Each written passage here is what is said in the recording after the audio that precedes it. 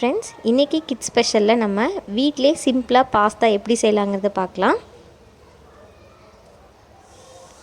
நம்ம இன்றைக்கி கோதுமை வச்சு தான் பாஸ்தா செய்ய போகிறோம். அதுக்கு ஒரு மிக்சிங் பவுலில் நான் 2 கப் அளவுக்கு கோதுமை மாவு எடுத்திருக்கேன்.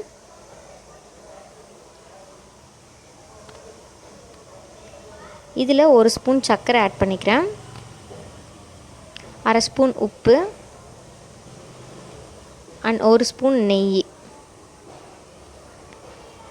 ஆட் பண்ணி நல்லா மிக்ஸ் பண்ணிக்கோங்க.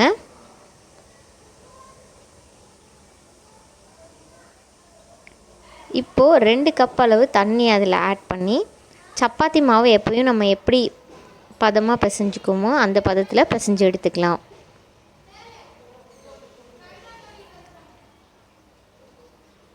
இது ஒரு 10 மினிட்ஸ் நல்லா ஊறட்டும். இந்த கேப்பில் நம்ம பாஸ்தா ஃப்ரை பண்ணுறதுக்கு என்னென்ன இன்க்ரீடியன்ட்ஸ் தேவைன்னு பார்க்கலாம். ஒரு 4 பல்லு பூண்டு எடுத்து நான் நல்லா ஃபைனாக சாப் பண்ணி வச்சுருக்கேன். 2 பச்சை மிளகாய் இந்த மாதிரி ரவுண்டாக கட் பண்ணி எடுத்துக்கோங்க. 1 கை அளவுக்கு புதினா, ஒரு பெரிய வெங்காயம் இந்த மாதிரி பெரிய ஸ்லைசஸாக கட் பண்ணி எடுத்திருக்கேன். ஒரு பெரிய கேரட் அண்ட் 5-6 பீன்ஸு நான் கட் பண்ணி எடுத்திருக்கேன். அண்ட் ஃபைனலாக கார்னிஷிங்க்கு 1 கை அளவுக்கு கொத்தமல்லி தழை எடுத்து வச்சுருக்கேன். வேறு ஏதாவது வெஜிடபிள்ஸ் நீங்கள் இன்க்ளூட் பண்ணணுன்னு நினச்சிங்கன்னா கூட நீங்கள் சேர்த்துக்கலாம். நெக்ஸ்ட்டு 2 ஸ்பூன் அளவுக்கு tomato sauce, 2 spoon soya sauce, 1 table spoon curd அதாவது தயிர் அண்ட் தேவையான அளவு உப்பு எடுத்து வச்சுக்கோங்க. இப்போ நம்ம மாவு ஒரு 10 நிமிஷம் ஊறிடுச்சு. அதோட வரமாவு ஒரு 1/2 கப் எடுத்துக்கோங்க. இந்த மாதிரி ஒரு ஃபோர்க் ஸ்பூன், முள்ளு ஸ்பூன் அண்ட் ஒரு கத்தி எடுத்து ரெடியாக வச்சுக்கோங்க. ஃபஸ்ட்டு ஒரு பால் மாவு எடுத்துக்கோங்க. அதை இந்த மாதிரி நீளமாக தேய்ச்சிக்கோங்க.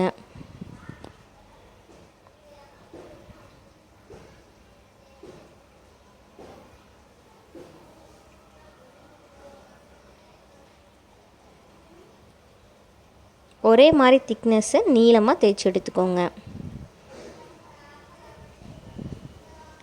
இப்போது கத்தி யூஸ் பண்ணி ஒவ்வொரு சென்டிமீட்டராக கட் பண்ணி எடுத்துக்கோங்க. 1 சென்டிமீட்டர் அளவுக்கு லென்த் இருக்க பீசஸாக கட் பண்ணி எடுத்துக்கோங்க. இதை வச்சு தான் நம்ம பாஸ்தா ஷேப் செய்ய போகிறோம். நெக்ஸ்ட்டு நான் சொன்ன இந்த பீசஸை எடுத்து ஃபோர்க் ஸ்பூனில் வச்சு லைட்டாக இப்படி ப்ரெஸ் பண்ணி மேலேருந்து ஃபோல்ட் பண்ணி விட்டிங்கன்னா நம்மளோட பாஸ்தா ரெடி ஆகிடும். இங்கே பாருங்கள், இந்த ஒரு பீசஸ் எடுத்து மெதுவாக இப்படி தேய்ச்சி மேலேருந்து ஃபோல்டு பண்ணி எடுத்திங்கன்னா பாஸ்தா ரெடி ஆகிடும். லைட்டாக தான் ப்ரெஸ் பண்ணணும், ரொம்ப இழுத்து ப்ரெஸ் பண்ணக்கூடாது. லைட்டாக ஒரு ப்ரெஸ் பண்ணி ஒரு ஃபோல்டு பண்ணிங்கன்னா இந்த ஷேப் கிடச்சிடும். இது கொஞ்சம் டைம் கன்சியூமிங் ப்ராசஸ் தான். பட் ஒன்ஸ் நீங்கள் செய்ய ஸ்டார்ட் பண்ணிட்டீங்கன்னா ரொம்ப இன்ட்ரெஸ்டிங்காக இருக்கும்.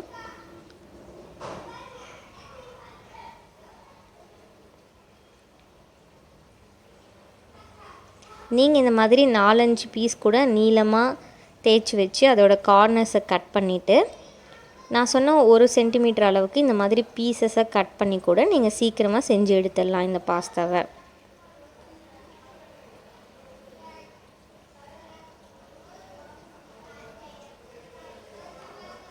இப்போ நான் எல்லாமே பாஸ்தாவாக செஞ்சு எடுத்துட்டேன்.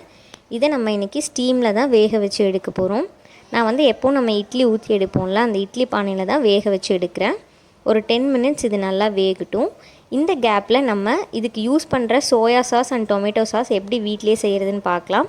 ஃபஸ்ட்டு நான் சோயா சாஸ் எப்படி செய்கிறதுன்னு சொல்கிறேன். அதுக்கு 1 கப் அளவுக்கு சர்க்கரை, 2 கப் அளவுக்கு தண்ணி, 1 டேபிள் ஸ்பூன் உப்பு அண்ட் 1 சின்ன சைஸ் லெமன் எடுத்து வச்சுக்கோங்க.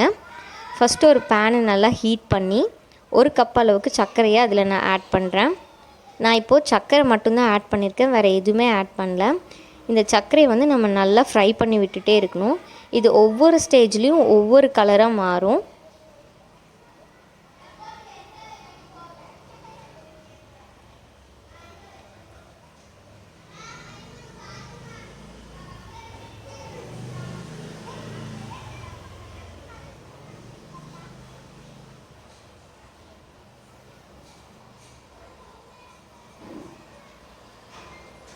அண்ட் ஃபைனலாக இது அப்படியே நல்லா கெட்டியாக ரஃப்பாக இந்த மாதிரி கரண்டியில் ஒட்டுற மாதிரி வர ஸ்டேஜில் எந்த கப்பில் நம்ம சர்க்கரை எடுத்தோமோ அதே கப்பில் 2 கப் அளவுக்கு தண்ணி ஆட் பண்ணிக்கோங்க.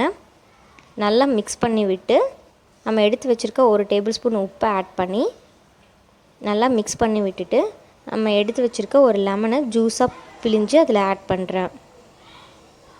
இது நல்லா ஆறுனதும் வடிகட்டி ஒரு கிளாஸ் பாட்டிலில் ஸ்டோர் பண்ணி வச்சிங்கன்னா ஒரு 2 months வரைக்கும் இது கெடாது. ஃப்ரிட்ஜில் நம்ம ஸ்டோர் பண்ணி வச்சுட்டு நம்ம எப்போ வேணுமோ எடுத்து யூஸ் பண்ணிக்கலாம். நெக்ஸ்ட்டு நான் டொமேட்டோ சாஸ் எப்படி செய்கிறதுன்னு சொல்கிறேன். அதுக்கு 4 தக்காளி நான் இன்றைக்கி எடுத்திருக்கேன். 2 டேபிள் ஸ்பூன் சர்க்கரை, 1 டேபிள் ஸ்பூன் உப்பு, 2 டேபிள் ஸ்பூன் வரமிளகாய் தூள் எடுத்து வச்சுருக்கேன். இதோட ஒரு 1/2 லெமன் எடுத்துக்கோங்க. ஃபஸ்ட்டு இந்த தக்காளியை ஒரு குக்கரில் 1 கப் அளவுக்கு தண்ணி விட்டு இந்த தக்காளியை பீசஸாக கட் பண்ணி உள்ளே போட்டு ஒரு 4 விசில் விட்டு எடுத்துக்கலாம்.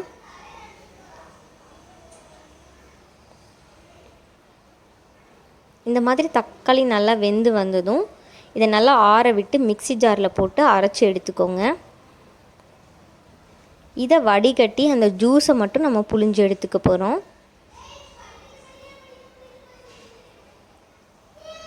இந்த தக்காளி ஜூஸை திரும்பவும் ஒரு பேனில் ஊற்றி நல்லா ஒரு கொதி விடுங்க.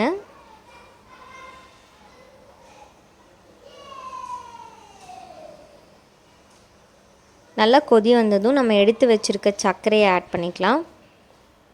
நெக்ஸ்ட்டு உப்பு, வரமிளகாய் தூள் எல்லாத்தையும் ஆட் பண்ணி அண்ட் ஃபைனலாக 1/2 லெமனை அதில் புழிஞ்சு விட்டுருங்க. இது நல்லா சுண்டணும். இப்போ பாருங்கள், இந்த மாதிரி கெட்டியான ஒரு கன்சிஸ்டன்சி வந்தோடனே அடுப்பை ஆஃப் பண்ணி இதை நல்லா ஆற விட்டு ஒரு கிளாஸ் பாட்டிலில் ஸ்டோர் பண்ணி வச்சுக்கோங்க. இது ஒரு 1 month வரைக்கும் கெடாது. இவ்வளோ தான், நம்ம சிம்பிளாக டொமேட்டோ சாஸ் வீட்டிலே இப்போ செஞ்சாச்சு. நெக்ஸ்ட்டு நம்ம பாஸ்தா இப்போ வெந்துருச்சு. இது நல்லா ஆறுனதும் நான் இது ஒரு பிளேட்டுக்கு ட்ரான்ஸ்ஃபர் பண்ணிட்டேன்.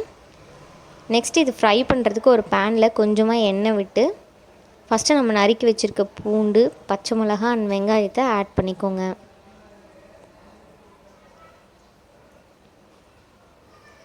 நெக்ஸ்ட் நம்ம கட் பண்ணி வச்சுருக்க கேரட் அண்ட் பீன்ஸை நான் ஆட் பண்ணுறேன்.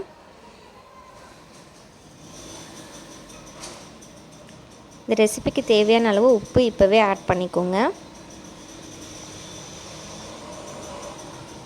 இந்த ஸ்டேஜில் நான் பாஸ்தாவை உள்ளே ஆட் பண்ணுறேன். நல்லா மிக்ஸ் பண்ணி விட்டுட்டு நம்ம எடுத்து வச்சுருக்க தயிர் இப்போ ஆட் பண்ணிக்கலாம்.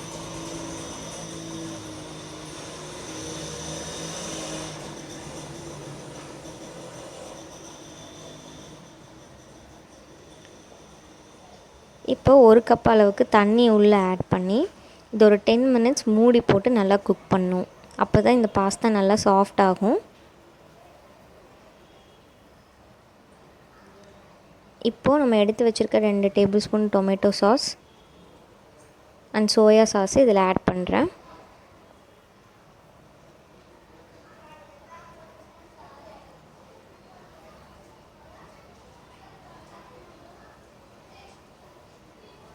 அண்ட் ஃபைனலாக கார்னிஷிங்க்கு புதினா அண்ட் கொத்தமல்லி தழையை ஆட் பண்ணி அடுப்பை ஆஃப் பண்ணிவிடுங்க. ஒரு சிம்பிளான சூப்பர் டேஸ்டான ஒரு பாஸ்தா நம்ம வீட்டிலே இப்போ செஞ்சாச்சு. நம்ம கடையில் வாங்குறதை விட இதோட டேஸ்ட் ரொம்ப டிஃப்ரெண்ட்டாக இருக்கும். இது நான் இப்போ என் குட்டி கிஷாந்துக்கு டேஸ்ட்டு கொடுக்க போகிறேன். அவனோட ரியாக்ஷன் எப்படி இருக்குன்னு பார்க்கலாம் வாங்க. எல்லோரும் சாப்பிட்றத எட்டி பார்த்துட்ருக்கான். இதோட டேஸ்ட் ரொம்ப சூப்பராக இருந்ததுங்க. ஓ சூப்பராமா! நீங்களும் இதை உங்கள் வீட்டில் ட்ரை பண்ணி பாருங்கள். பிடிச்சிருந்தா எங்கள் சேனலை லைக் பண்ணுங்கள். தேங்க்யூ ஃபார் வாட்சிங் திஸ் வீடியோ.